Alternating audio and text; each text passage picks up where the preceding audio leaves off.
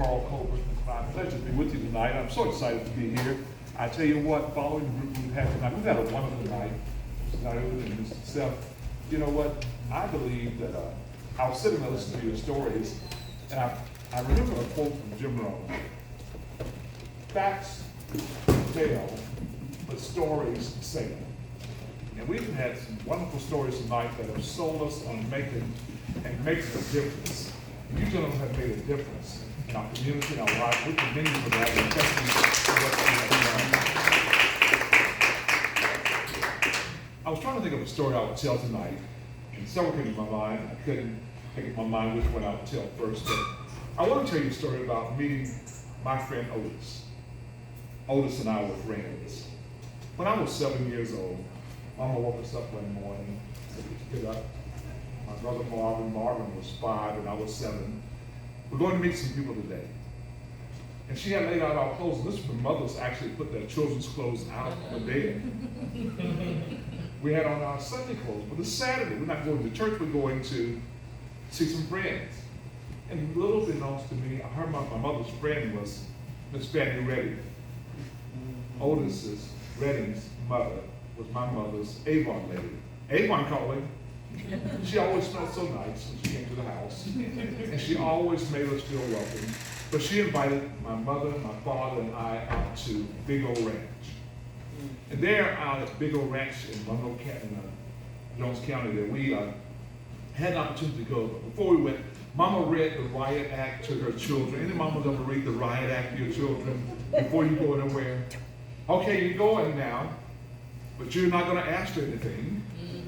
You're not going to touch anything. You better not climb up on anything. And if you tear up anything, I'm going to bust you wide open. And I believe my mama. I believe my mama would. I believe that my mama had a spasm attack because of something we had done. That if she was in by the ironing board, she'd take the iron and just bust me wide open. If she was outside and there was a brick, she would grab a brick and just bust me wide open. If she was in the kitchen and we did something that my mother did not agree with, she would reach for a can of SpaghettiOs. And I could just see my brain and SpaghettiOs all on the floor. How would I ever get SpaghettiOs separated from my brains? I believe I've got some mix up there now. But we made it to the house, and the rules were, you only say yes ma'am, no ma'am, thank you, and please. Don't ask to go to the bathroom. Don't ask for any Kool-Aid. And don't touch anything. We went into the most beautiful house I've ever seen. Otis had horses, cowboy horses, red horses in the stables outside. We walked into the house, and I'd never seen a house that looked so immaculate like that in my life.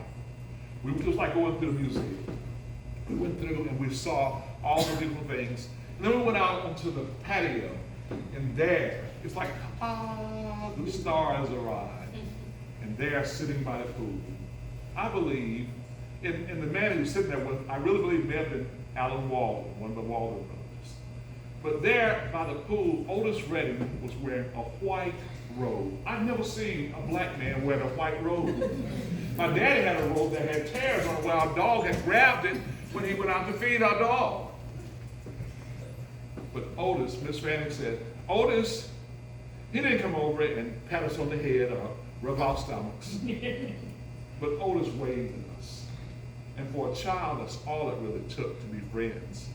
Somebody to wave at you. And to this day, I never go anywhere and see a child that I don't wave. I don't wink at them, or I don't say hi to a child. I make them feel comfortable. But from that day forward, I knew that Otis and I were friends. He didn't shake our hands. He didn't say he didn't touch us, but I knew we were friends. That was in 1967. I was 7 years old. Sometime, I think in the early spring, or maybe the early spring, or maybe the early summer. But by December, my best friend died. The star died. I remember Mama sitting in the bedroom with her hands over her eyes crying when she got the news Otis had died. I felt like a family member had died. We had lost a dear friend, Otis Redding. Thank you.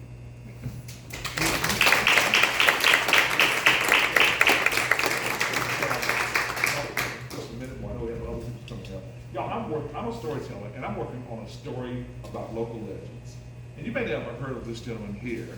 His name is Reverend Curly Brown, a street performer here in Macon.